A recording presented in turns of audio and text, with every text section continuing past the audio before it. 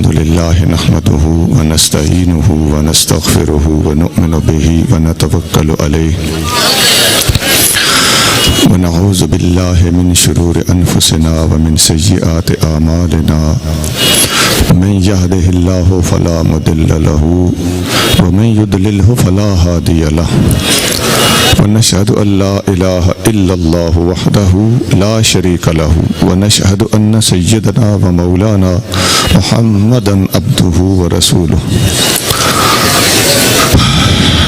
أما بعد فأعوذ بالله من الشيطان الرجيم بسم الله الرحمن الرحيم ولذكر الله أكبر صدق الله مولانا العظيم إن الله وملائكته يصلون على النبي يا أيها الذين آمنوا صلوا عليه وسلموا تسليما اللهم صل على سيدنا ومولانا محمد وعلى آل سيدنا ومولانا محمد وبارك وسلم الصلاة والسلام عليك يا سيدي يا رسول الله وعلى آلك وأصحابك يا سيدي يا حبيب الله. معزز و مکرم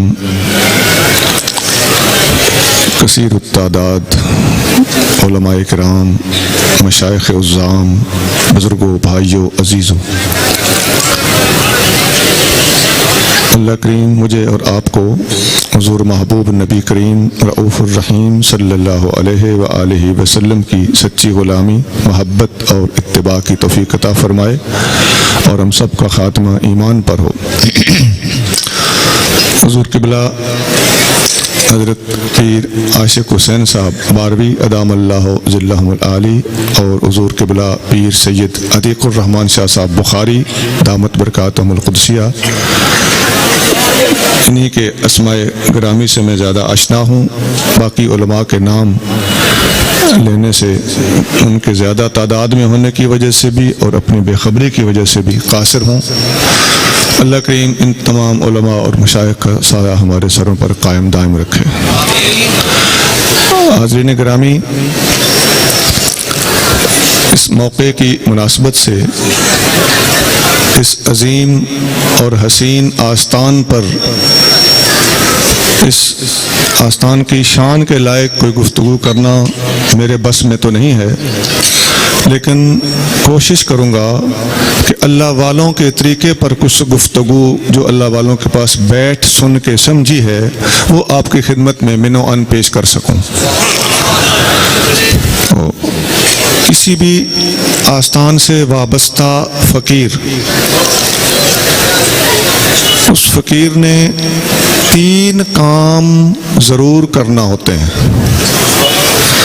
یہی 3 کام آستانوں پر بیٹھنے والے اور آستانوں کو سنبھالنے والے مشائخ خود بھی کرتے رہے ہوتے ہیں. وہ 3 کام ہیں، اگر وہ 3 کام کسی بندے کے اندر بلڈ ہو جائیں، پیدا ہو جائیں، بندہ اس راستے پر چل پڑے، یہ 3 کام کرنے وہ شروع کر دے تو وہ اس پر اگر استقامت اختیار کر لے تو وہ اللہ کا ولی ہے. سب سے پہلی چیز ہے اللہ کا ذکر، دوسری چیز ہے اللہ والوں کی صحبت، تیسری چیز ہے ہر کسی کی خدمت. یہ 3 کام اگر کوئی بندہ شروع کر دے وہ ولایت کی راہ پہ چل پڑا ہے. یہی کام کرتا کرتا مر جائے وہ دنیا سے کامیاب گیا. اب میں سبق سنا رہا ہوں آپ کو، میں دوبارہ اپنا سبق دہرا دیتا ہوں. میں نے 3 چیزیں بتائی ہیں. 1 ذکر، نمبر 2 اللہ والوں کی صحبت، نمبر 3 ہر کسی کی خدمت. کیا بات ہے. اب ان میں سے ایک ایک چیز پر میں باری باری تھوڑا سا ٹائم لگاؤں گا. پہلی چیز ہے اللہ کا ذکر. میں نے آیت جو خطبے میں پڑھی ہے وہ اسی سے تعلق رکھتی تھی. اللہ کریم فرماتا ہے وَلَذِكْرُ اللَّهِ أَكْبَرُ، اللہ کا ذکر سب سے بڑا ذکر ہے. جیسے اللہ سب سے بڑا ہے اللہ اکبر، اسی طرح اللہ کا ذکر بھی سب سے بڑا ہے وَلَذِكْرُ اللَّهِ أَكْبَرُ. اور اللہ کے ذکر کے 3 بڑے بڑے طریقے ہیں. عام طور پر ہم لوگ سمجھتے ہیں کہ لا الہ الا اللہ پڑھنا ذکر ہے، اللہ اللہ کرنا ذکر ہے. یہ بات ٹھیک ہے، لیکن ذکر کی 3 بڑی بڑی قسمیں ہیں. سب سے پہلے تو اللہ تعالیٰ قرآن میں فرماتا ہے فَاسْعَوْا إِلَىٰ ذِكْرِ اللَّهِ وَذَرُوا الْبَيْعَ. یہ جمعہ کی نماز کی بات ہو رہی ہے. اذا نودی للصلاۃ من یوم الجمعۃ فاسعوا الی ذکر اللہ. جب جمعے کی اذان ہو تو اپنا کاروبار چھوڑ کر اللہ کے ذکر کی طرف دوڑو. نماز کی طرف دوڑنے کو اللہ کے ذکر کی طرف دوڑنا کہا جا رہا ہے. صاف پتہ چل گیا کہ نماز بھی اللہ کا ذکر ہے. بلکہ ایک اور جگہ قرآن میں آتا ہے اقم الصلاۃ لذکری، نماز قائم کرو میرے ذکر کی خاطر. پکا پتہ چل گیا کہ اللہ کی نماز اللہ کا ذکر ہے. اور یہ ایسا ذکر ہے کہ اس میں بندہ اپنے رب کا ذکر کرتا ہے، اللہ اپنے بندے کا ذکر کرتا ہے ایک نماز کے دوران. اس میں تبادلہ خیالات ہوتا ہے، کنورسیشن ہوتی ہے، باہمی گفتگو ہوتی ہے. بخاری اور ابو داؤد وغیرہ میں حدیث ہے، نبی کریم صلی اللہ علیہ وسلم فرماتے ہیں ان العبد یناجی ربہ فی الصلاۃ. بندہ جب نماز پڑھتا ہے تو وہ اپنے رب سے باتیں کرتا ہے. تو جب رب سے بات ہوئی تو ہم نے رب کو یاد کیا اور رب نے ہمیں یاد کیا. اسی طرح تلاوت قرآن پاک بھی اللہ کا ذکر ہے. اللہ تعالیٰ خود قرآن شریف میں قرآن شریف کو اللہ کا ذکر قرار دیتا ہے. وَأَنزَلْنَا إِلَيْكَ الذِّكْرَ، اے محبوب ہم نے آپ پر ذکر نازل کیا ہے. قرآن کو اللہ تعالیٰ ذکر قرار دے رہا ہے. قرآن بھی اللہ کا ذکر ہے، تلاوت بھی اللہ کا ذکر ہے. تو اب میں نے اختصار کے ساتھ عرض کر دیا، بولا ذکر اللہ اکبر، اللہ اللہ کرنا بھی ذکر ہے. وَاذْكُرِ اسْمَ رَبِّكَ وَتَبَتَّلْ إِلَيْهِ تَبْتِيلًا، اپنے رب کے نام کا ذکر کر اور ہر چیز سے کٹ کے اللہ کا ہو جا. تو یہ نام کا ذکر کرنا بھی ذکر ہے، 5 وقتی نماز پڑھنا بھی اللہ کا ذکر ہے، اور قرآن کی تلاوت کرنا بھی اللہ کا ذکر ہے. حضرت شاہ عبدالعزیز محدث دہلوی رحمۃ اللہ علیہ فتاوی عزیزی میں اپنا ایک ذاتی خواب بیان فرماتے ہیں. آپ فرماتے ہیں میں نے خواب میں سیدنا علی المرتضیٰ رضی اللہ تعالیٰ عنہ کی زیارت کی. مرتضیٰ کریم رضی اللہ تعالیٰ عنہ کو میں نے عرض کیا حضور، یہ حضور کے زمانے میں آپ لوگوں نے جس طرح فیض حاصل کیا تھا وہ فیض آج ہم میں کیوں نہیں؟ آپ نے فرمایا بیٹا عبدالعزیز ہم لوگ 3 کام کرتے تھے. نمبر 1 نماز، نمبر 2 قرآن کی تلاوت، نمبر 3 اللہ کا ذکر. یہ تینوں اللہ کے ذکر ہیں، لیکن اصطلاح کے طور پر الگ الگ ان کے نام رکھے گئے ہیں. فرمایا ہم یہ 3 کام کرتے تھے، تم لوگ ذکر تو کرتے ہو، نماز میں بھی ڈھیلے ہو اور تلاوت قرآن پاک میں بھی ڈھیلے ہو، اس لیے تمہارے اندر وہ رنگ نہیں آ رہا جو ہم نے حاصل کیا تھا. سنا آپ آزما کے دیکھ لینا، گلی گلی پیروں کے استقبال کے وقت اللہ اللہ ہو رہی ہوتی ہے، نماز کا وقت آتا ہے تو رپھڑ پڑ جاتا ہے. تلاوت قرآن پاک کے بارے میں مسجدوں سے اللہ کی ذکر قرآن کی تلاوت کی گھکار آنی چاہیے، وہ بات اب نہیں رہی. تو یہ مرتضیٰ کریم کا جو شکوہ ہے بجا ہے، یہ واقعی ہم میں کمزوری ہے، اور ہم نے ان تینوں محاذوں پر اللہ کی عبادت کرنی ہے. 5 وقتی نماز پڑھو، تلاوت قرآن کرو، اب اللہ اللہ بھی کرو. اللہ کا ذکر نماز کے بغیر، فرض چھوڑ کے یہ ذکر تو مستحب ہے، تلاوت چھوڑ کے ذکر، تلاوت وہ ذکر ہے جو اس ذکر سے بالا ہے کیونکہ وہ اللہ کا اپنا کلام ہے۔ تیسرا نمبر اس ذکر کا ہوتا ہے، ہم نے اس سے اوپر کی دو چیزوں میں ڈھیلا پن اختیار کیا ہوا ہے، ہم سست ہیں، اور تیسری چیز کو ہم نے صرف پکڑا ہوا ہے۔ پیر نے کیا دیا؟ ذکر دیا۔ قبلہ پیر نے نماز بھی بتائی تھی، تلاوت بھی بتائی تھی، پھر ذکر بتایا تھا۔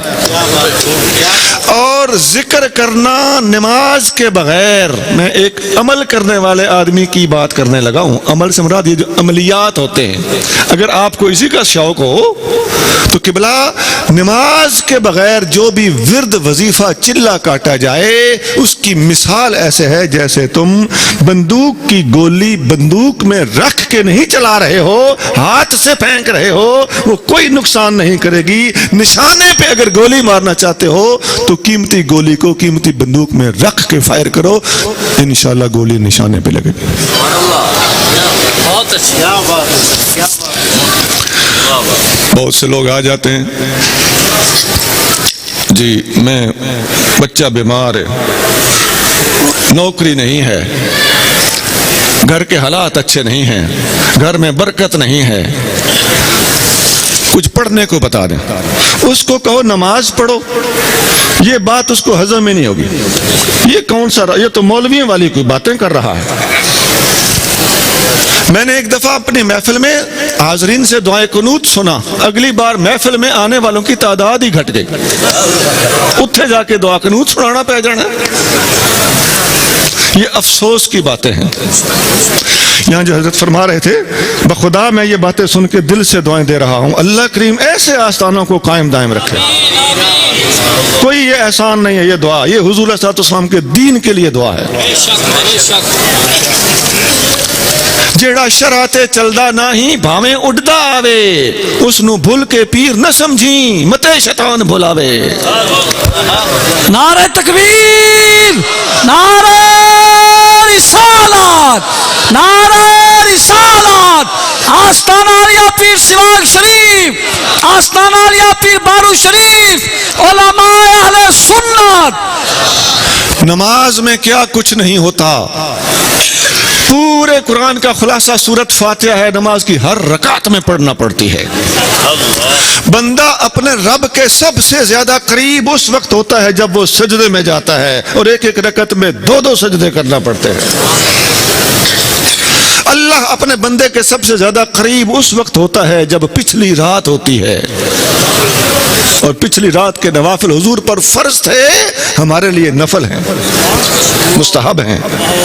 دو حدیثیں ہیں، ایک حدیث میں آتا ہے اقرب ما یکون العبد من ربہ وہو ساجد، بندہ اپنے رب کے سب سے زیادہ قریب اس وقت ہوتا ہے جب وہ سجدے میں ہوتا ہے۔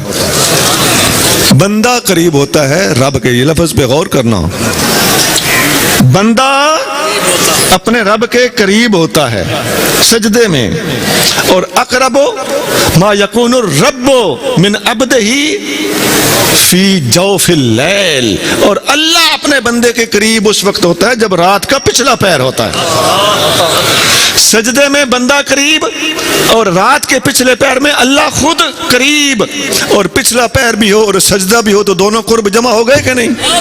وہ صوفیاء کی ایک اصطلاح ہے جمع بین القربین، معذرت کے ساتھ یہ بھی جمع بین القربین ہے کہ تو بھی رب کے قریب ہو، تیرا رب بھی تیرے قریب ہو، تو بات دو ہتھڑ ہو کے مل لو۔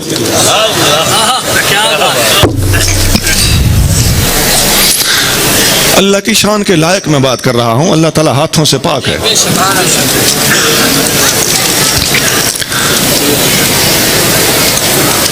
اسی طرح حدیث شریف میں اللہ کریم جل شانہ کے محبوب صلی اللہ علیہ وسلم کا ارشاد ہے، اس موضوع پر بڑی حدیثیں ہیں۔ ایک حدیث جامع ترمذی میں ہے، ایک صحابی نے پوچھا یا رسول اللہ ان شرائع الاسلام قد قصرت علی فاخبرنی عن شیء اتشبث بہ، یا رسول اللہ اسلام کے احکام بہت سارے ہیں، میں سادہ سا آدمی ہوں، مجھے کوئی ایسی بات بتائیں جس پر میں عمل کروں میرا بیڑا پار ہو جائے، کوئی مختصر سی بات بات بتائیں, مکدی گل دسو. نبی کریم صلی اللہ علیہ وسلم نے ارشاد فرمایا لا یزال لسانک رطبا من ذکر اللہ, تیری زبان ہر وقت اللہ کے ذکر سے تر رہنی چاہیے. ہر وقت اللہ کے ذکر سے زبان کا تر رہنا, یہی وہ ذکر ہے. ایک حدیث مسند احمد میں ہے, سیدنا ابو سعید خدری رضی اللہ تعالی عنہ اس کو روایت کرتے ہیں, نبی کریم صلی اللہ علیہ وسلم نے فرمایا اذکر اللہ حتی یقولوا مجنون, اللہ کا ذکر اتنا زیادہ کرو کہ دیکھنے والے تجھے پاگل کہیں. یہ پاگل کیسے کہیں گے؟ ذکر کرو گے تو پاگل کہیں گے نا, پھر ذکر کی کثرت کرو گے تو پاگل کہیں گے نا, اور ذکر کی کثرت میں اتنے مشغول ہوگے کہ تم کسی کی طرف کان ہی نہیں دھرو گے, وہ بلاتا رہے گا, تم اللہ اللہ کرتے رہو گے, تو پاگل کہے گا کہ نہیں کہے گا؟ کیا بات. اس حد تک اللہ کا ذکر کرنے کی ہمیں تلقین کی گئی ہے, اور خاص طور سے کسی آستان سے وابستہ ہو, مرشد نے ذکر بتایا ہوا ہو, مرشد کا ذکر دیا ہوا ہو, اس کو نبھانے میں انسان کم از کم اتنا تو کرے جتنا مرشد نے دیا ہے اتنا تو ضرور پڑے. باقی فالتو ذکر, مرشد کے بتائے بغیر کیے جانے والے ذکر, ہر ذکر جو شرعن جائز ذکر ہو, اللہ کا ذکر ہو صحیح, رام رام نہ ہو, خلاف شرع منتر نہ ہو, شریعت کے مطابق کوئی بھی ذکر کیا جائے تو وہ ذکر جائز ہے, لیکن سب سے زیادہ اہمیت اس ذکر کی ہے جو مرشد کا بتایا ہوا ذکر ہو, اور پھر اس سے زیادہ کرنا, جتنا مرشد نے بتایا ہے اس سے زیادہ بھی نہ کر, تیرے لیے نقصان ہوگا, تجھ سے ہضم نہیں ہوگا. ہمارے مرشد کریم کے پاس ایک بندہ آیا, کہنے لگا حضور مجھے ذکر بتائیں. آپ نے اس کو لا الہ الا اللہ 70 بار پڑھنے کو بتایا. کہنے لگا حضور یہ تو میں 3000 بار پہلے روز پڑھتا ہوں, تھوڑا زیادہ بتائیں. فرمایا 70 بار کافی ہے, آگے تم خود پڑھتے تھے, اب بتائے سے پڑھنا ہے. آپ یقین کریں گے کہ 70 دفعہ روز پڑھا, 15ویں دن تشریف لے کے آ گئے وہ فقیر صاحب, اور مندڑا حال تھا, کپڑے اس دن کے بعد اس نے کپڑے نہیں دھلائے تھے. 70 بار کا بتایا ہوا ہضم نہیں ہو رہا تھا. اور یہ جو عام طور پہ لوگوں سے جا کے وظیفے مانگتے ہیں, میں جی ایک تسبیح یا حیو یا قیوم دی کڑھے نا, ایک واری سورت یاسین پڑھ دا, 11 واری سورت مزمل پڑھ دا, تے اتنی تسبیحاں استغفار دیاں کر دا, اتنی تسبیحاں درود شریف دیاں پڑھ دا, میرا کام وات بھی نہیں پہ ہوندا. تمہارا کام کیسے ہوگا جب تم اللہ کو راضی کرنے کے لیے ایک تسبیح بھی پڑھو گے تو وہ قبول ہو جائے گی, اور اپنے غرض کے لیے پڑھو گے تو اللہ کی عبادت ہی نہیں ہے, وہ غرض کی عبادت ہے. اللہ کو راضی کرنے کے لیے پڑھو, میرے مرشد نے بتایا میں پڑھوں گا, اس کا فائدہ کیا ہے مجھے نہیں پتا. جند یار دے حوالے اکھ جے دے نال لڑی.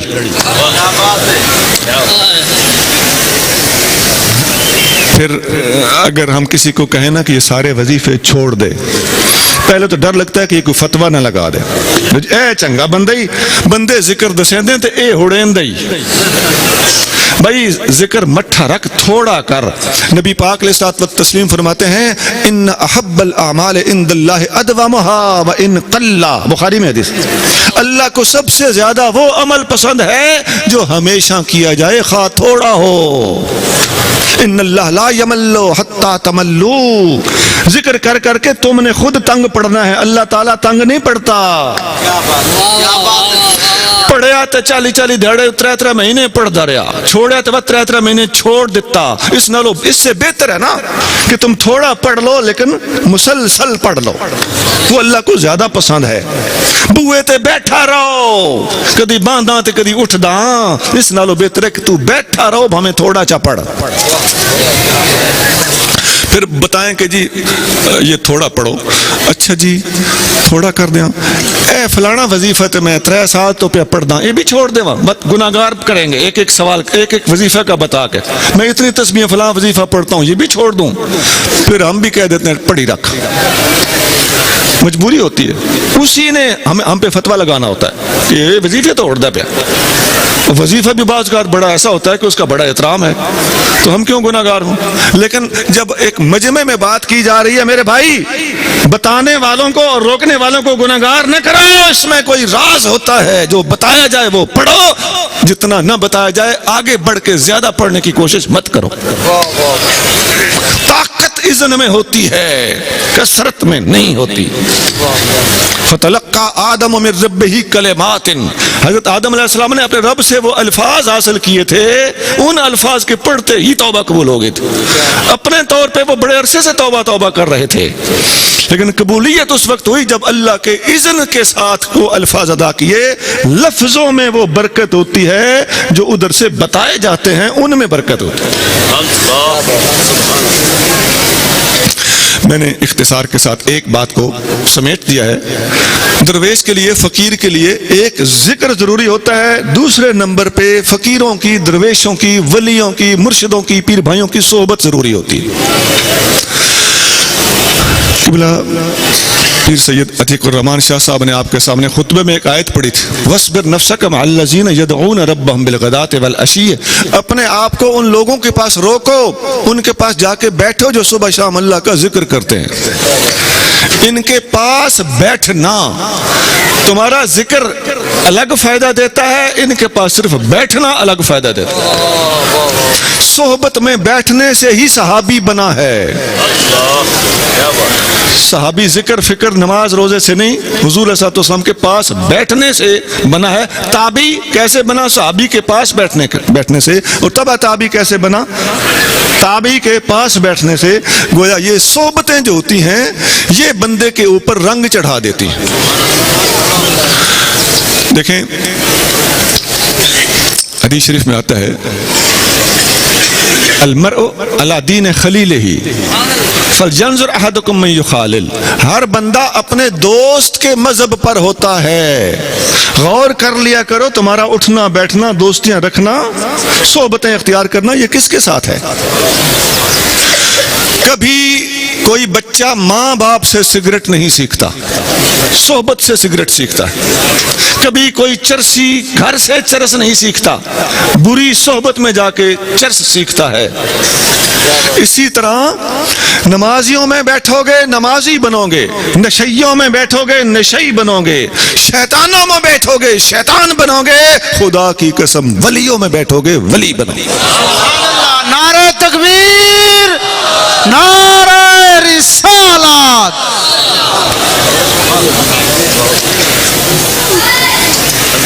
صرف صحبت ہے، پاس بیٹھنا ہے۔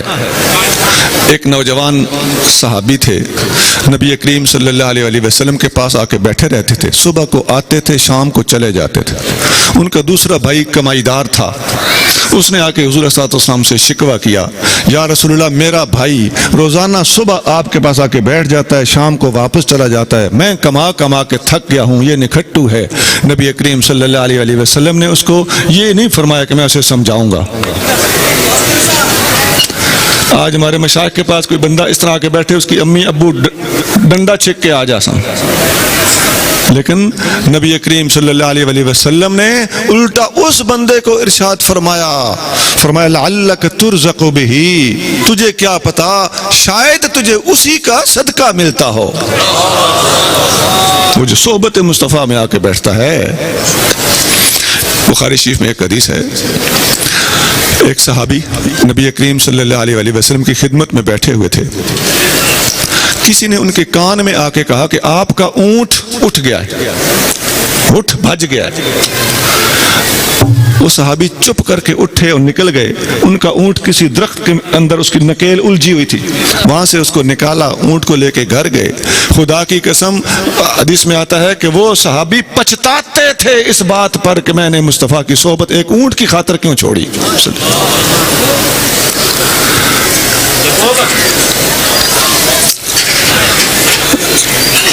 ایک اور حدیث میں آتا ہے، حضرت عمر فاروق رضی اللہ تعالی عنہ اور ان کے ایک ساتھی صحابی جو پڑوسی تھے، انہوں نے آپس میں باریاں لگائی ہوئی تھی۔ ایک دن عمر فاروق حضور کی صحبت میں بیٹھتے تھے اور وہ ساتھی کاروبار کر لیتا تھا، بچوں کے لیے کچھ کما لیتا تھا، اور ایک دن وہ ساتھی حضور کی صحبت میں آ کے بیٹھتے تھے اور عمر فاروق اس دن اپنی مزدوری کر لیتے تھے۔ تو یہ کہتے تھے کہ جب تم سنو تو مجھے سنانا، حضور سے جو کچھ سنو گے، اور جو کچھ میں سنوں گا اپنی باری کے دن وہ میں تمہیں سناؤں گا۔ آپ جانتے ہیں حضرت مولا مرتضیٰ رضی اللہ تعالی عنہ کی خاطر وہ جو سورج ڈوبا ہوا واپس آیا تھا، وہ صرف صحبت کی خاطر، حضور کے پاس بیٹھنا، حضور کو کے آرام کا خیال رکھنا، حضور ان کے ران مبارک پہ سر رکھ کے سوئے ہوئے ہیں، نماز قضا ہو گئی، تو حضور صلی اللہ علیہ وسلم جب جاگے تو پوچھا کہ نماز پڑھی ہے؟ عرض کیا نہیں حضور نہیں پڑھی۔ آپ نے دعا فرمائی، اللہم انہ کان فی طاعتک و طاعت رسولک، یا اللہ یہ تیری اور تیرے رسول کی اطاعت میں لگا ہوا تھا، یہ خدمت مصطفیٰ میں مشغول تھا، فرد علیہ الشمس، اس کے لیے سورج کو واپس لوٹا دے۔ سورج واپس آیا۔ ایک دفعہ کراچی میں نے ایک کتاب لکھی، تو وہ فوٹو سٹیٹ کروانے کے لیے میں فوٹو سٹیٹ والے کی دکان پہ گیا، میں نے کہا اس کتاب کی فوٹو سٹیٹ کر دیں۔ اس نے کہا 2-3 گھنٹے کے بعد لے جانا۔ میں حاضر ہوا 2-3 گھنٹے کے بعد، وہ کھڑا ہو گیا، میرے ہاتھ چومے، چائے شائے پیش کی۔ میں نے کہا یہ 2-3 گھنٹے پہلے بھی میں آیا تھا، اس وقت مجھے کوئی لفٹ نہیں ملی تھی، یہ اب مجھے میرے اندر کیا پیدا ہو گیا؟ کہنے لگا آپ نے جو کتاب لکھی ہے میرا ایک مسئلہ حل ہو گیا۔ اچھا مجھے نہیں پتا تھا کہ کیا مسئلہ حل ہوگا یا اس میں ایسی بات بھی تھی، جیسے ان پڑھ بندہ ہوتا ہے کہ بندے کو بعض کا تو نہیں پتا ہوتا میرے منہ سے کتنی اچھی بات نکل رہی ہے، اگلا زیادہ سمجھدار ہوتا ہے۔ حدیث پاک میں آتا ہے نا، رب حامل فقہ الی من هو افقہ منہ، ترمذی میں حدیث کہ بعض کا ایسا بندہ ایک بات کرتا ہے جس کو خود بات کی سمجھ نہیں ہوتی، اگلا سمجھدار ہوتا ہے، اس کا مسئلہ حل ہو جاتا ہے۔ یہ صحبتوں میں بیٹھنے کی برکات ہوتی ہیں۔ نیا پیر بھائی بعض اوقات ایسی بات کر دیتا ہے کہ پرانے پیر بھائی کی پھنسی ہوئی پھرکی نکل جاتی ہے، ایسا ہوتا ہے۔ 2 پیر بھائی ایسے ہوتے ہیں جیسے ایک کسائی کی 2 چھریاں ہوتی ہیں، کسائی چھری پہ چھری مارتا ہے نا، تو ایک تیز نہیں ہوتی، دونوں تیز، اس میں مل کے بیٹھتے ہیں، مرشد کی بات کرتے ہیں، حضور کی بات کرتے ہیں، طریقت کی بات کرتے ہیں، ذکر فکر کی بات کرتے ہیں، مراقبے اور تصور کی بات کرتے ہیں۔ تو بعض اوقات نیا پرانے کے مسئلے کو حل کر دیتا ہے، پرانا نئے کے مسئلے کو حل دیتا ہے، صرف اور صرف بیٹھنے سے۔ بعض اوقات ایسا ہوتا ہے جپھی لگانے سے قلب جاری ہو جاتی ہے، صرف جپھی لگانے سے مسائل حل ہو جاتے ہیں۔ تو وہ جو فوٹو سٹیٹ والا تھا وہ مجھے کہنے لگا آپ کی اس کتاب میں ایک صفحہ ایسا آیا، میں فوٹو کر رہا تھا فوٹو سٹیٹ، ایک صفحہ ایسا آیا کہ وہ میں نے پڑھا تو میرا مسئلہ حل ہو گیا۔ میں 10 سال سے ایک بات میں پھنسا ہوا تھا، وہ میں نے شعر پڑھا تو میرا مسئلہ حل ہو گیا۔ میں نے کہا دکھاؤ، اس نے شعر دکھایا، میں سمجھ گیا، مجھے یاد تھا میں نے لکھا تھا، وہ شعر آپ کو بھی سناتا ہوں۔ وہ شعر ہے سندھی زبان میں شاہ عبداللطیف بھٹائی رحمۃ اللہ علیہ کا شعر۔ وہ شعر ہے صحبت سپرین جی ہیا پن وڈی حاج، نماز کج قضا وقت ورائن سانجڑو۔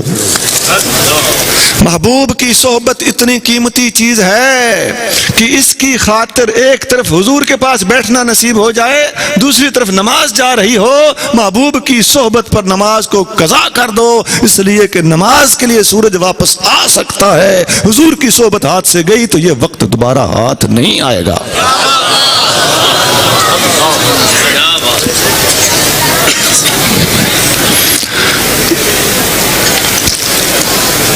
میں نے اس پر بھی بڑی تفصیل ہے، اختصار کے ساتھ آپ کے سامنے صحبت کی برکات رکھی ہیں، بڑی برکات ہے صحبت کی۔ ایک دیوانہ بابا بزرگ گزرے ہیں سرحد میں، ان کا ایک مرید تھا، وہ اپنے ایک دوست کو پکڑ کے کہنے لگا چلو میرے پیر صاحب کی زیارت کرو۔ لوگ اس طرح کرتے ہیں، مریدوں کو یہ محبت ہوتی ہے اور یہ اس میں حرج بھی کوئی نہیں۔ وہ پکڑ کے لے گیا، وہ نوجوان گیا پیر صاحب کی صحبت میں، تھوڑی دیر بیٹھا، گھبرا گیا، اس کو اشارے کرنے لگا یار چلیں، اس نے اشارہ کیا بیٹھو، اس نے کہا نہیں چلتے ہیں، بہرحال وہ اٹھ کے چلا گیا۔ دوسرے دن وہ پھر اس کو پکڑ کے لے گیا، وہ پھر گھبرا گیا، اٹھ کے چلا گیا۔ تیسرے دن وہ پھر پکڑ کے لے گیا، تیسرے دن وہ بیٹھا بیٹھا تھکتا ہی نہیں، اٹھتا ہی نہیں۔ پیر صاحب نے پوچھا بھائی کیا بات ہے، کل بھی بڑی جلدی چلے گئے تھے، پرسوں بھی بڑی جلدی چلے گئے تھے، آج بڑی دیر سے بیٹھے ہو، جا نہیں رہے ہو؟ اس نے کہا حضور بات ہے لیکن آپ کو بتایا تو آپ ناراض ہو جائیں گے، نہیں تو آپ کے یہ مرید مجھے ماریں گے۔ اس نے کہا کچھ نہیں ہوگا، بات بتاؤ۔ اس نے کہا حضور میں پرسوں حاضر ہوا تھا تو میں نے دیکھا کہ آپ کی جگہ پہ خنزیر بیٹھا ہوا ہے۔ میں کیسے بیٹھتا؟ میں اٹھ کے چلا گیا. کل حاضر ہوا تو میں نے دیکھا آپ کی جگہ پہ کتا بیٹھا ہوا ہے. آپ انسان نہیں، آپ کتا ہیں. آج آیا ہوں تو آپ انسان نظر آ رہے ہو، اس لیے میں آج آپ کے پاس بیٹھا ہوں. دیوانہ بابا نے فرمایا یہ بالکل ٹھیک کہتا ہے. یہ پرسوں آیا تھا تو خود اس کے نفس کی حالت ایسی تھی جیسے خنزیر ہوتا ہے. حدیث پاک میں آتا ہے المؤمن مرآۃ المؤمن، مومن دوسرے مومن کے لیے شیشہ ہے، آئینہ ہے، اس میں اپنی شکل نظر آتی ہے. آئینہ اجلا ہو صحیح، شکل نظر آ جاتی ہے. کوئی بندہ آج بھی اپنے مرشد کو دیکھے نا، میرے مرشد نے داڑھی مڈائی ہوئی ہے، یا دیکھے کہ میرا مرشد بیمار ہے، میرا مرشد کمزور ہے، اس کا مطلب ہے تمہارے اپنے اندر تم کمزور ہو، تم بیمار ہو، تم شریعت کے اوپر نہیں چل رہے ہو، اس لیے مرشد کی داڑھی منڈی ہوئی نظر آئی ہے. شیشے میں اپنی شکل نظر آتی ہے. خواب کی تعبیر کے یہ آداب ہیں.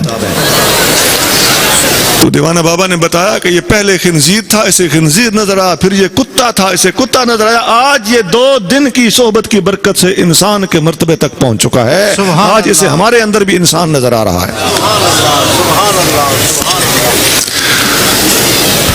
اللہ والوں کے پاس صرف بیٹھ جانا. میں ایک بزرگ کی زیارت کو جاتا تھا، بڑا عرصہ میں نوجوان تھا، پرانی بات ہے، 85 86 87 میں پشاور میں تھا. اس کے پاس ایک گاؤں ہے اکبر پورہ، وہاں کے ایک بزرگ تھے سید شمشاد علی شاہ رحمۃ اللہ علیہ، دنیا سے چلے گئے ہیں. ان کے پاس شاہی مسجد ہے اکبر پورے میں. سخت سردی کے موسم میں یقین کیجئے میں ان کے پاس بیٹھتا تھا تو مجھے ایسے لگتا تھا میں ہیٹر پہ بیٹھا ہوں. اللہ کے ذکر کا وہ سیک ہوتا تھا، وہ تپش ہوتی تھی کہ ان کی صحبت میں باقاعدہ ہیٹر جتنی حرارت محسوس ہوتی. تو صرف صحبت میں بیٹھنے کی باتیں کر رہا ہوں. جھٹ بیکتے ویک، کبھی کبھی چلے جایا کر. اس فضا میں بیٹھنا تجھے قیامت کے دن یاد آئے گا. وہاں سے لنگر کھانا، پانی پینا، اس فضا میں سانس لینا قیامت کے دن تیرے کام آئے گا. میں نے 2 باتیں عرض کر دی. ایک اللہ کا ذکر، نمبر 2 اللہ والوں کی صحبت میں بیٹھنا. تیسری چیز ہے خدمت. نبی کریم صلی اللہ علیہ وسلم کی جتنی زیادہ خدمت جس صحابی نے بھی کی ہے اتنا ہی اس نے بڑا مرتبہ پایا. حدیث میں آتا ہے ان امن الناس علی بنفسہ ومالہ ابو بکر، میرے اوپر جان قربان کرنے کی بھی خدمتیں سب سے زیادہ ابو بکر کی ہیں، اور مال قربان کرنے کی خدمتیں بھی میری سب سے زیادہ ابو بکر نے کی ہیں. یہ بخاری وغیرہ میں حدیث ہے. تو مال اور جان کی خدمت میں جو آگے ہے وہ مقام و مرتبے میں بھی سب سے آگے ہے. یہ نقشبندیوں کا آستانہ ہے. اس سلسلے کا تعلق بھی سیدھا صدیق اکبر رضی اللہ تعالیٰ عنہ سے. ایک عجیب بات جاتے جاتے مجھے یاد آ گئی. یہاں یہ شریعت کی پابندی اور مجذوبوں کی کمی یہ اسی لیے ہے کہ یہاں شریعت بتائی جاتی ہے اور صدیقی سلسلے کا بندہ شاید ہی مجذوب ہو سکے، نہیں تو یہ اکثر سالک رہتے ہیں.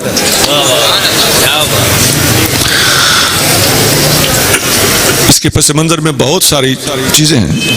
حضور کریم صلی اللہ علیہ وسلم کا جب وصال پر ملال ہوا تو اس وقت صدیق اکبر نے جس استقامت اور صحب کا مظاہرہ فرمایا تھا وہ صدیقی فیضان کا عکاس ہے.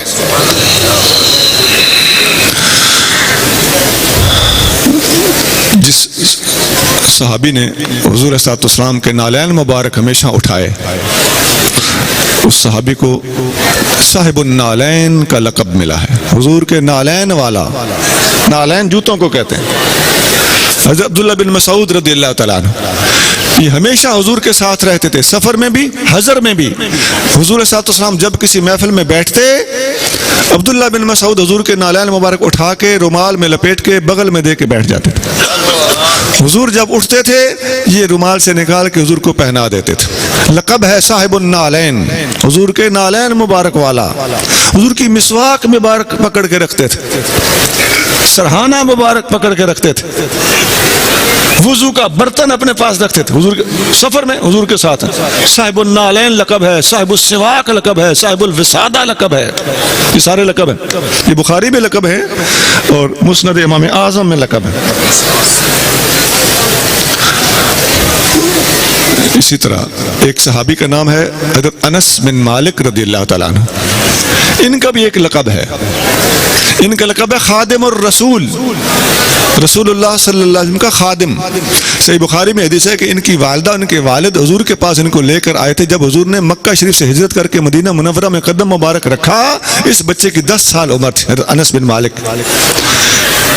ان کو والد والدہ لے کر، والد صاحب سوتیلے تھے، والدہ سکی تھیں، لے کر آئے. حضور بچہ سمجھدار ہے، تابع فرمان ہے، آپ نئے نئے مدینہ شریف میں تشریف لائے ہیں، آپ کو کسی خدمتگار کی ضرورت پڑے گی، یہ بچہ اپنے بارگاہ میں قبول فرمائے. مدینے کا 10 سال کا قیام، سارا عرصہ انس بن مالک حضور کے ساتھ رہے.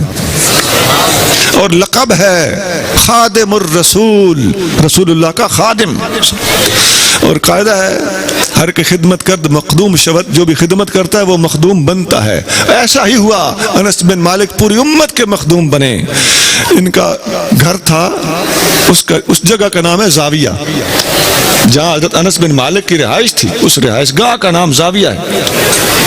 اور زاویہ آج کل آستانے کو کہتے ہیں، عربی زبان میں زاویہ آستانے کو کہتے ہیں. ویسے زاویہ کا لفظی معنی آستانہ نہیں ہوتا، ان کے نام کی برکت ہے، خادم الرسول کی برکت ہے کہ پوری امت کے آستانوں کا نام زاویہ رکھ دیا گیا ہے، اس لیے کہ انس بن مالک کی رہائش گاہ کا نام زاویہ تھا. یہ بخاری میں حدیث ہے، زاویہ کا نام. آپ نے حضرت حسن بصری کو علم پڑھایا 60 سال، بڑا عرصہ. آپ 93 سال کی عمر میں دنیا سے گئے. آخری عمر میں فرماتے تھے کہ مجھ سے آ کے مسئلے اب نہ پوچھا کرو، میں ضعیف ہو گیا ہوں، میں نے اپنا سارا علم حسن بصری کو پڑھا دیا ہے، اس کے پاس جایا.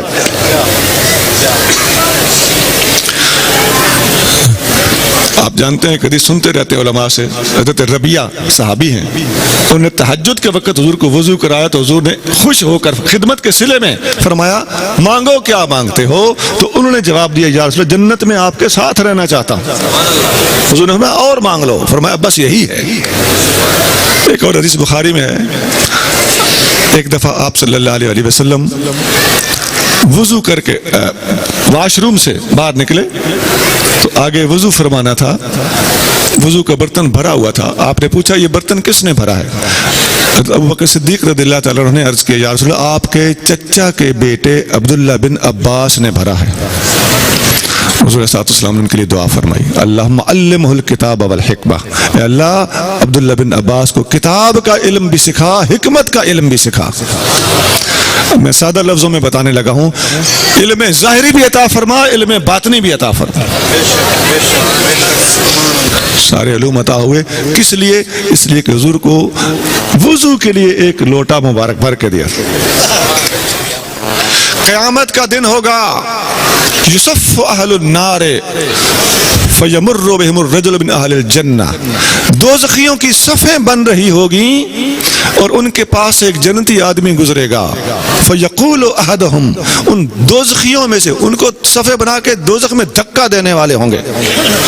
ایک بندہ ان دوزخیوں میں سے بولے گا یا فلان اما تعرفنی، بابا جی مجھے پہچانا نہیں؟ انا الذی وہبت لک ودوءا، میں وہ آدمی ہوں جس نے آپ کو وضو کے لیے لوٹا بھر کے دیا تھا. سبحان اللہ. ویقول الآخر، دوسرا بھی بولے گا انا الذی سقیتک شربتا، حضور میں نے آپ کو پانی کا گلاس پلایا تھا. فیشفع لہما، وہ بابا جی ان دونوں کی شفاعت کریں گے. ویدخلہما الجنہ، دوزخ سے نکال کے ان کو جنت میں لے جائیں گے. اگر کوئی بابا جی ہوں تو وہ اتنا کام دکھا سکتے ہیں، اور اگر آپ نے کسی کے ہاتھ میں ہاتھ دیا ہوا ہو اور اس کی خدمت کرو تو وہ خدمت قیامت کے دن کتنا کام دے گا. سنا اللہ تعالیٰ کسی کی خدمت ضائع نہیں کرتا، کسی کافر کی خدمت کو بھی اللہ ضائع نہیں کرتا. کیا بات ہے. اللہ کریم کتے کی خدمت کو بھی ضائع نہیں کرتا، بلی کی خدمت کو بھی ضائع نہیں کرتا۔ بخاری میں حدیث ہے، ایک کتے کو پانی پلانے والا بخشا گیا، ایک بلی کو بھوکا پیاسا رکھ کے مارنے والی عورت کو دوزخ میں ڈالا گیا کیونکہ تم نے بلی پہ ظلم کیا ہے۔ کیا بات، یہ اللہ کی مخلوق، بے شک بے شک۔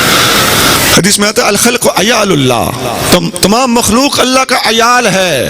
عیال پنجابی میں کہتے ہیں ٹبر کو، اللہ ٹبر سے پاک ہے، اس لیے میں ترجمہ احتیاط سے کر رہا ہوں۔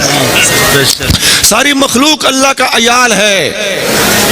احب الخلق الی اللہ من احسن الی عیالہ، اللہ کو سب سے زیادہ پیارا وہ لگتا ہے جو اللہ کی مخلوق سے، اللہ کے عیال سے سب سے اچھا سلوک کرتا ہے۔ سبحان اللہ۔ تو یہ جتنے مرشد خانے ہیں یہ دراصل خدمت خانے ہوتے ہیں۔ یہاں آنے جانے کی والے کی خدمت ہوتی ہے، اپنے پرائے کی خدمت ہوتی ہے، کوئی بھی آپ سے پوچھا جاتا ہے کہ میں آئے ہو۔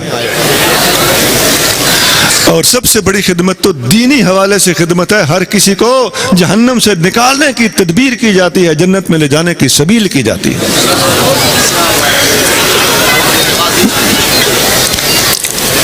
جتنی صوفیاء نے خدمت پر توجہ دی ہے، حضرت میر عبدالواحد بلگرامی رحمۃ اللہ علیہ صاحب حنابل شریف میں فرماتے ہیں کہ نفس کو مارنے کے لیے سب سے اہم ہتھیار خدمت ہے، اور خدمت میں فرق نہ کیا جائے، یہ بڑا ہے کروں گا، چھوٹا ہے تو نہیں کروں گا، بڑے کی بھی کی جائے، چھوٹے کی بھی کی جائے، اپنے کی جائے، پرائے کی جائے، استاد کی جائے، استاد بھائی کی جائے، پیر کی جائے، پیر بھائی کی جائے، ہر کسی کی خدمت کی جائے، اس سے نفس مرتا ہے۔ اور درویشوں فقیروں کا بڑا مشن یہ ہوتا ہے کہ اللہ کرے اس نفس سے جان چھوٹ جائے، تو اس سے جان چھڑانے کے بڑے طریقے ہیں، لیکن ان میں سب سے کامیاب طریقہ ہر کسی کی بلا تفریق خدمت، یہ صوفیاء کا فیصلہ ہے۔ میں نے جتنی گزارشات پیش کی ہیں ان کا خلاصہ 3 چیزیں ہیں۔ نمبر 1 اللہ کا ذکر، نمبر 2 اللہ والوں کی صحبت، نمبر 3 ہر کسی کی خدمت۔ اللہ کریم مجھے اور آپ کو یہ رنگ اختیار کر کے اپنی آخرت سنوارنے کی توفیق عطا فرمائے، اور آخر میں پھر ایک دفعہ دعا گو ہوں اس آستان کو پاک کو اللہ کریم قائم دائم رکھے، ترقی عطا فرمائے، اور یہاں سے آنے جانے والوں کو فیض یاب فرمائے۔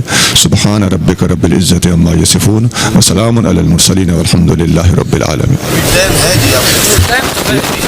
جی میں لگا رہتا ہوں، جی بہتر۔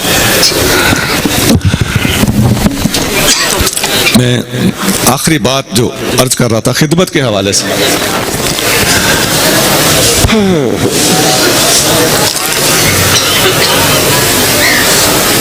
شاہ عبداللطیف بھٹائی رحمۃ اللہ علیہ کا ایک شعر ہے،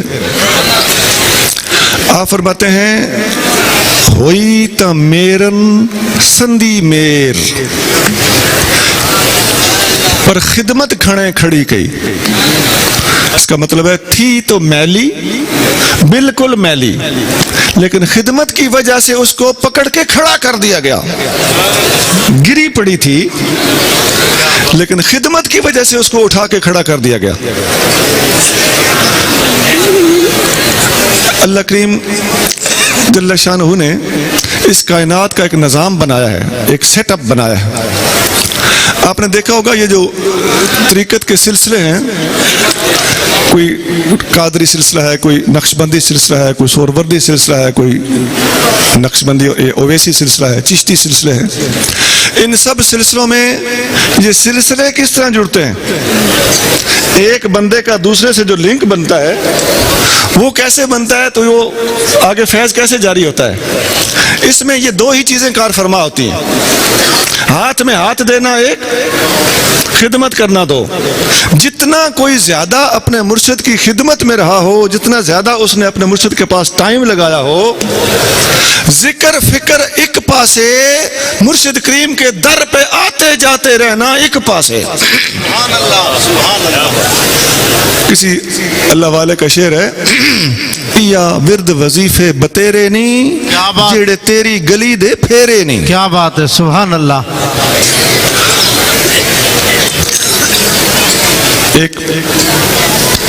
پیر بھائی جب دوسرے پیر بھائی کی خدمت کرتا ہے تو وہ خدمت اس کی اپنے مرشد کی خاطر ہوتی ہے۔ نبی کریم صلی اللہ علیہ وآلہ وسلم کے صحابہ اکرام جب آپس میں مل کر بیٹھتے تھے تو ہر ایک کی کوشش ہوتی تھی کہ خواہ وہ چھوٹا ہو یا بڑا خدمت میں ہی کروں۔ حضرت انس بن مالک رضی اللہ تعالیٰ عنہ خادم الرسول ہیں۔ آپ فرماتے ہیں، صحیح بخاری میں حدیث ہے، حضرت جریر بن عبداللہ انس بن مالک سے عمر میں بڑے تھے۔ وہ فرماتے ہیں، انس بن مالک روایت کرتے ہیں کہ جریر بن عبداللہ کو میں نے جب بھی دیکھا ہے، جب ان سے ملا ہوں، جب ان کے پاس گیا ہوں، جب یہ میرے پاس آئے، ہر وقت یہ میری خدمت میں لگ پڑتے تھے۔ میں چھوٹا تھا، شرمندہ ہوتا رہتا تھا، اور عمر میں یہ بڑے تھے، خدمت یہ میری کرتے رہتے تھے۔ یہ جذبہ ہے، یہ شوق ہے کہ اللہ کرے میں ہی خدمت کروں۔ یہ جب ہم لنگر کھاتے ہیں مرشد خانے پہ آ کے، تو میرے جیسے آدمیوں کو بیماری ہوتی ہے کہ لنگر کھائیں تو کوئی اچھا مل جائے۔ خدمت کا یہ تقاضا ہے کہ جب لنگر ایک چھاگلی میں، ایک پلیٹ میں سارے پیر بھائی مل کے بیٹھ کے کھا رہے ہوں، ہر پیر بھائی کو چاہیے کہ بوٹیاں ہدے کرے۔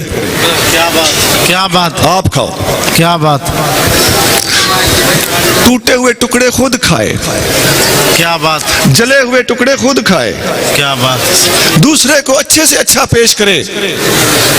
جتنا کوئی لنگر کھانے کے گرے ہوئے ٹکڑے کھاتا ہے، خدمت کے لحاظ سے اس کو زیادہ فیض ملتا ہے۔ اس کے اندر وہ نور پیدا کرے گا۔ گرا ہوا ٹکڑا، باسی روٹی اور جلی ہوئی روٹی، خدا کی قسم اندر نور پیدا کرتے ہیں۔ نعرہ تکبیر، نعرہ رسالت، استانہ علیہ پیر سواگ شریف، استانہ علیہ پیر بارو شریف، علماء اہل سنت۔ ہمارے بڑے پیارے محترم بزرگ ہیں سرگودا کے علاقے میں، حضرت خواجہ معظم الحق صاحب دامت برکاتہم العالیہ، معظم آباد شریف کی اس وقت مسند نشین ہیں۔ مجھے انہوں نے اپنا ایک ذاتی واقعہ اور خواب سنایا۔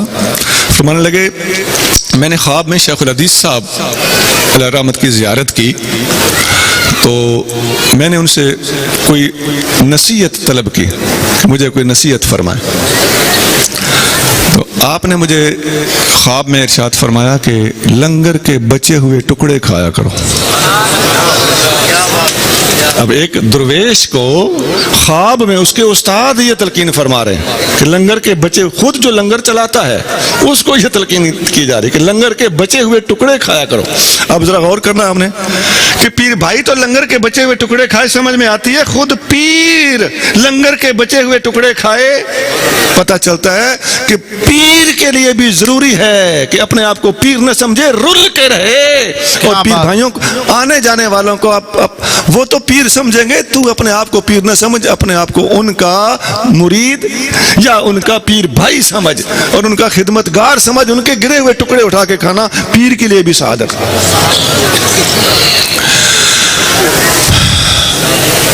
اہل اللہ ہمیشہ ایک جملہ بولتے ہیں، سب کا بوجھ اٹھاؤ، کسی پر بوجھ نہ بنو۔ گھر میں بیٹھے ہوئے بھی درویش آدمی کسی کو، اپنے بیوی کو بھی کوشش کرتے ہیں کہ میں نہ کہوں کہ مجھے پانی دو، اٹھ کے پانی پی لے گا۔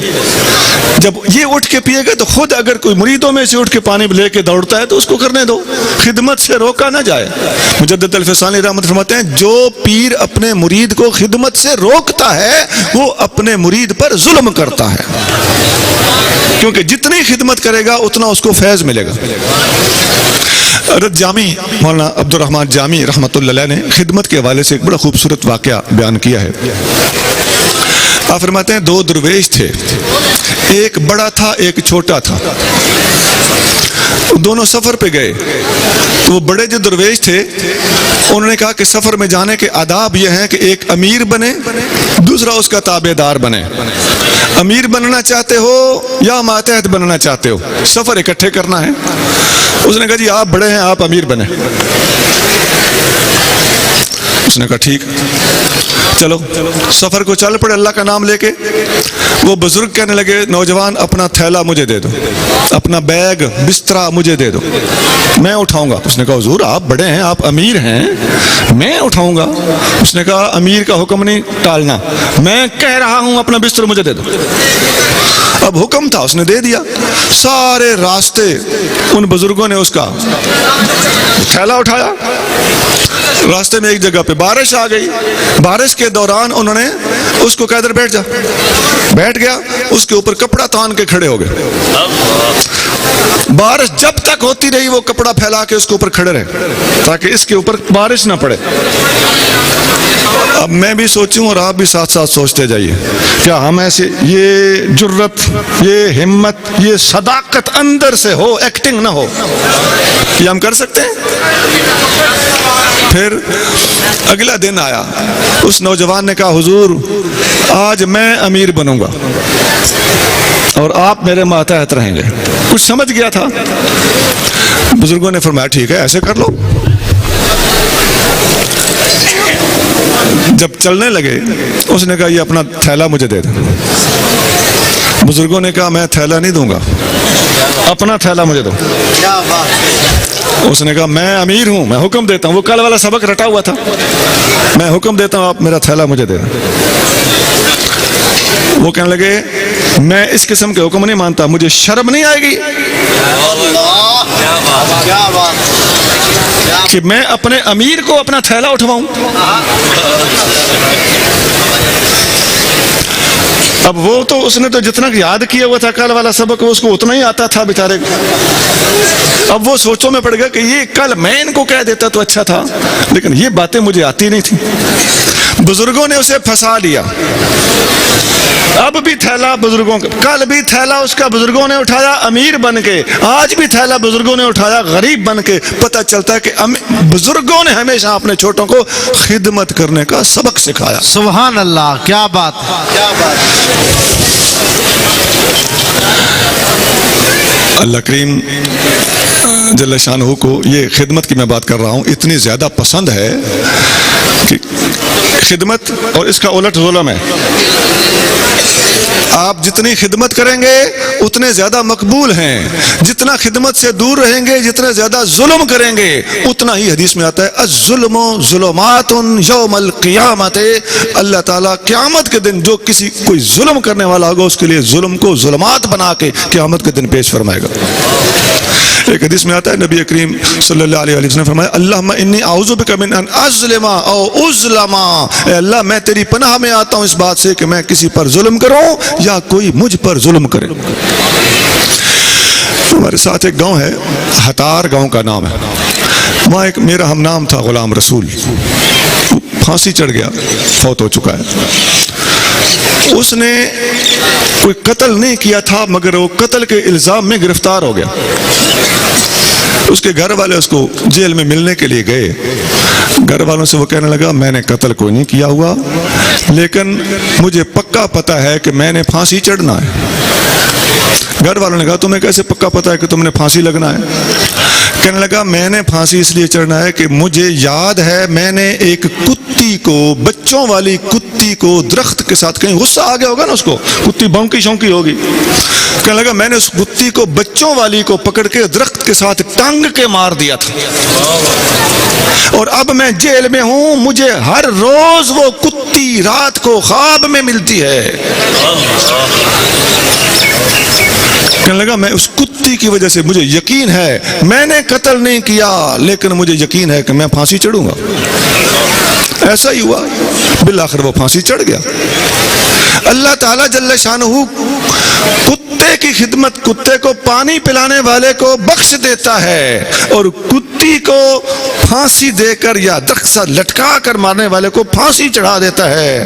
لہذا سبق مل گیا ہمیں کہ ہم نے کسی جانور پر بھی ظلم نہیں کرنا، ہر کسی پر رحمت کرنی۔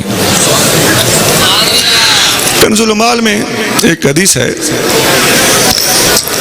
کہ ایک عالم دین تھے، وہ قلم کے ساتھ لکھ رہے تھے تو انہوں نے ڈوبا لگایا، اس زمانے میں سیاہی والا وہ دوات ہوتی تھی، ڈوبا لگایا، قلم کے اوپر سیاہی لگ گئی، اس نے دیکھا کہ ایک مکھی سیاہی کے اوپر آ کر بیٹھ گئی، وہ سیاہی کو چوسنے لگی۔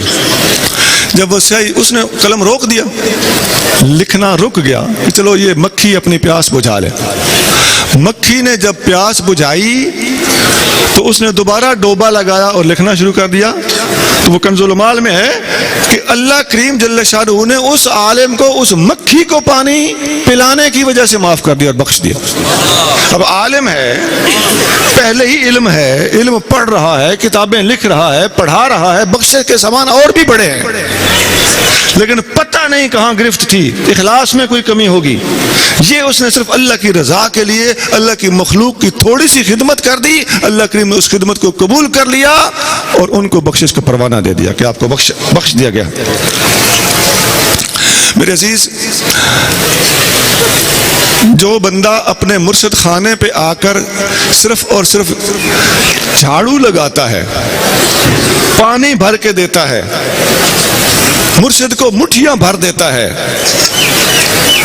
جوتے سیدھے کر دیتا ہے، جتنا بھی کسی حد تک وہ اپنی خدمت کا رول ادا کرتا ہے، اللہ کریم اس کی اتنی خدمت کو قبول کر کے اس کو مقام و مرتبہ عطا فرماتا ہے۔ اللہ کے ایک ولی تھے، بعض لوگوں کا خیال ہے کہ حضور غوث پاک کا واقعہ ہے، بعض کا خیال ہے کہ کوئی اللہ کے ولی تھے۔ انہوں نے اپنے بیٹے کو اپنے خلیفہ کے پاس تربیت کے لیے بھیج دیا۔ خلیفہ صاحب، جب صاحبزادہ صاحب آئے تو خلیفہ صاحب کھڑے ہو گئے، مرشد کا بیٹا تھا، ہاتھ پیر چومے، ادب کیا، ہاتھ باندھے، حضور خیریت، فرمایا یہ رکع پڑھ لیں۔ صاحبزادہ صاحب نے اپنے ابا جی کا رکع پیش کیا، وہ رکع جب پڑھا تو اس میں لکھا ہوتا ہے اس کو بیعت کر لو، اس کی تربیت کرو۔ جب وہ رکع پڑھا تو خلیفہ صاحب کے تو رنگ بدل گئے، حکم تھا، ان کو بٹھا کے بیعت کیا، اسی وقت موڈ خراب ہو گیا۔ اب یہ ساری تصنع تھا، ان کی تربیت کے لیے موڈ خراب کیا تھا، دل میں تو حب تھی، مرشد کا بیٹا ہے۔ ٹھیک ہے بیٹھو، ادھر ادھر سے کہیں گھوم پھر کے آئے، 24 گھنٹے کے بعد دوبارہ اگلی باری ملاقات ہوئی، آ کے دیکھا تم کیا کر رہے ہو، میں یہ کر رہا ہوں، تم کیا کر رہے ہو، صاحبزادہ صاحب سے کہا تم کیا کر رہے ہو، جیسے کوئی پتہ نہیں کون ہے، مرشد کا بیٹا جیسے ہے ہی نہیں۔ جی حضور، میں یہ آپ نے کوئی میری ڈیوٹی نہیں لگائی تو میں ادھر کھڑا ہوں۔